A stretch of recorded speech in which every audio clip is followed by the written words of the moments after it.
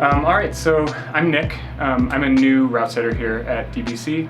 I've been interning with Ty and TJ for about a year. The process is kind of, when I come in at the beginning of the night, I have no idea what I'm gonna set. So I come in and TJ will tell me kind of like what color and what lane I'm gonna set in and what grade we want it to be. And that's kind of what gets the wheels turning for me. And I'll come back here to our holds room and look around and find holds that feel inspiring to me for that particular set. I'll kind of crate them up, take them outside, and see when the magic hits and what happens then. All right, so I'm going to set a blue M+. Kind of starts with this short prow. Maybe get some like compression out of that. And then right here at the nose, I'm going to head right. We'll see what kind of interesting sequences we can get out of that. Let's go back to the back and pick up some holds. Awesome.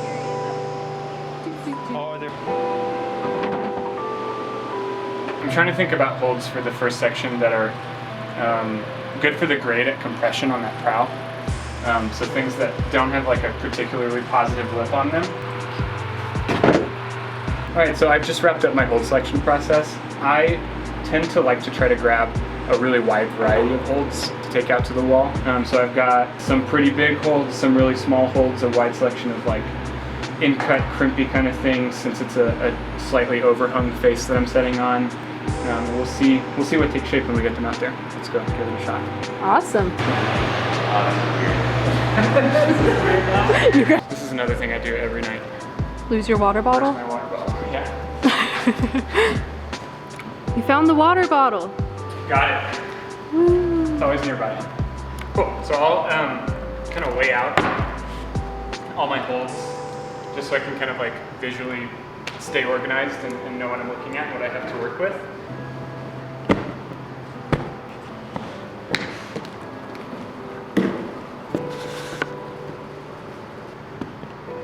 My favorite part of route setting is finding the right size bolt for each hold.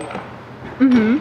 If you look at a bolt outside of a hold, the threads only come to a certain point, and if this end of the bolt protrudes too far from the back of the hold, you're going to ruin your T-nuts in the wall.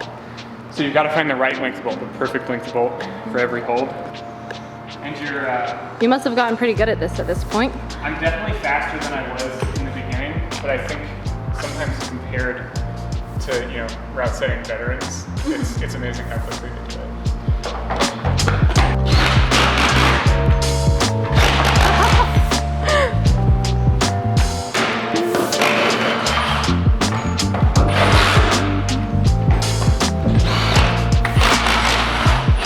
Okay, so what made you want to change out those holds? So this one I went with just kind of has like a better angle from that arete. To kind of work on some like compression and like hand heel match there. Oh, cool. We'll see how it works out. I might change it again.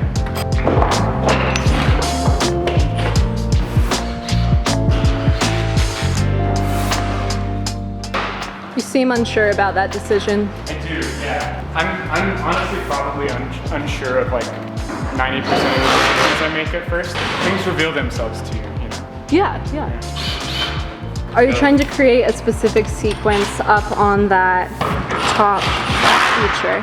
Yeah, up just above the lip, I wanted to create something that we haven't had here in a while, which is like a traverse right that starts over the lip and comes back down.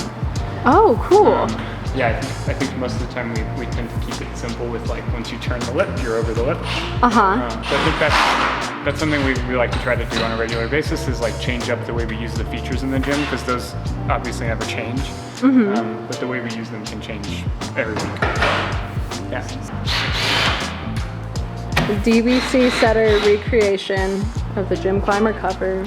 I'll start a petition. How many signatures do we need? At least 10 signatures.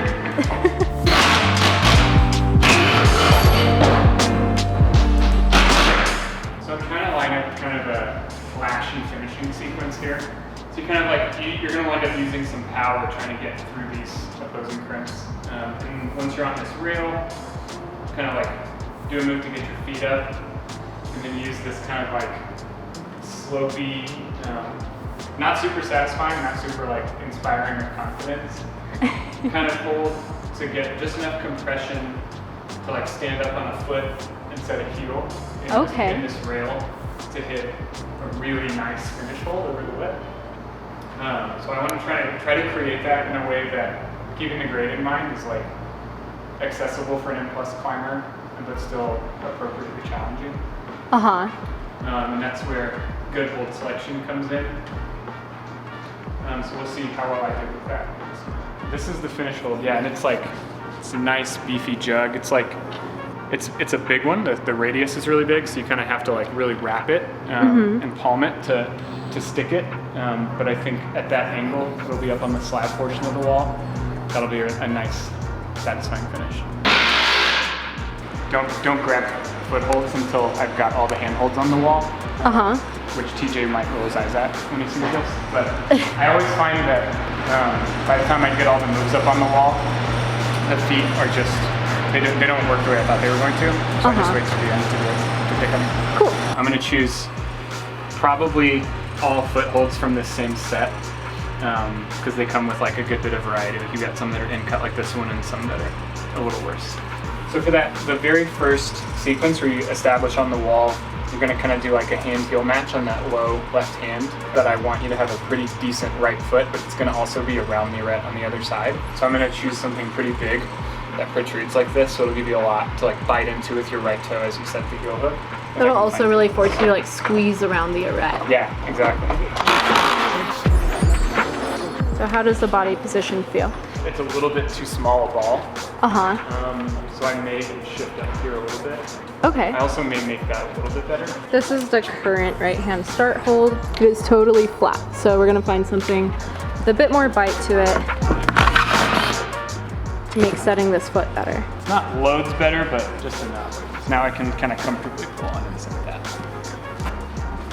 So now I'm gonna kind of visualize the boulder maybe more than a couple times as I place the feet, just to kind of think about where a foot is necessary, where placing a foot would kind of force a certain sequence the way I want it to go. We'll see how that goes in forerunning.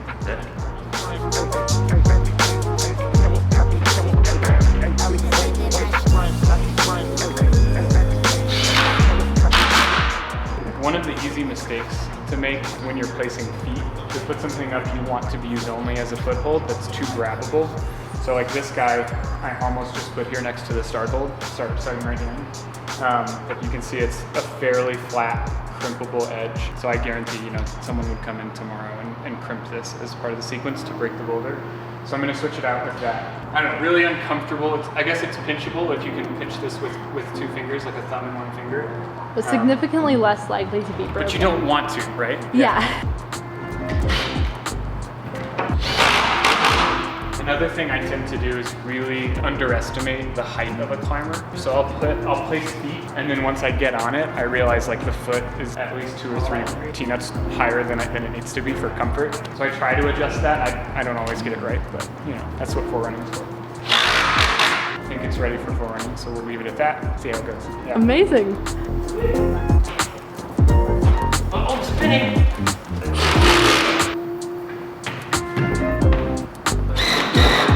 So we're realizing that because of the size of this hold right here at the lip, the boulder is easily mantleable.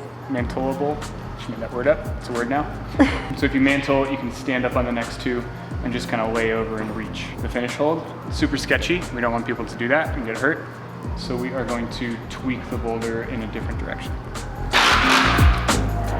Like ran, they clearly drove.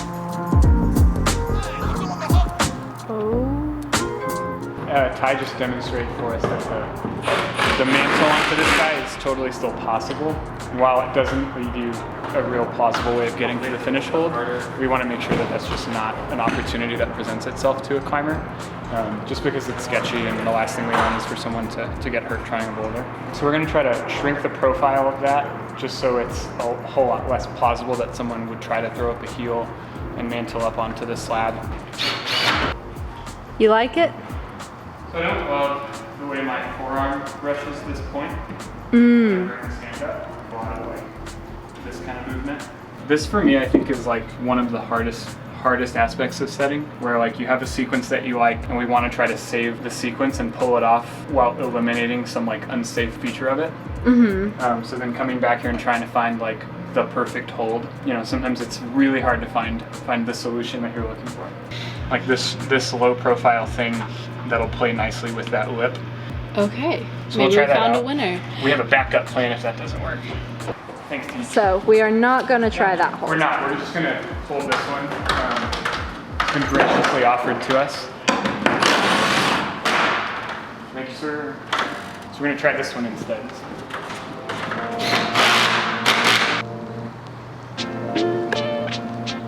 Nice. You think ditch the lower foot? No, not even equal. Okay.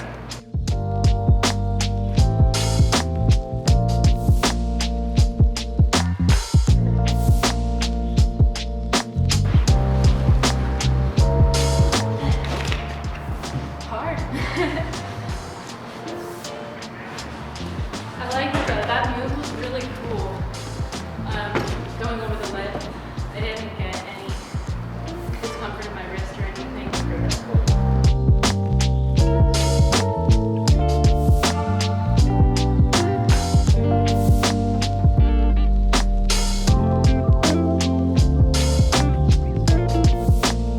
Pretty happy with the way it turned out. I think we went through a number of changes, which is pretty typical of our forerunning. It's one of the things that makes the route setting at DBC really unique and really special, is that we have multiple people climbing each boulder, offer their feedback and their feelings about really every move. And so I think we wind up with a finished product that's safe and approachable and challenging in the right way for the grade. Yeah, it feels pretty good. Feel good about it. Thank you for letting me film you, and welcome to the DBC team. Thank you. Thanks. This is my first official boulder as a DBC route setter. Yeah. Congrats. Thank you. Yeah. Well, that wraps up the video then.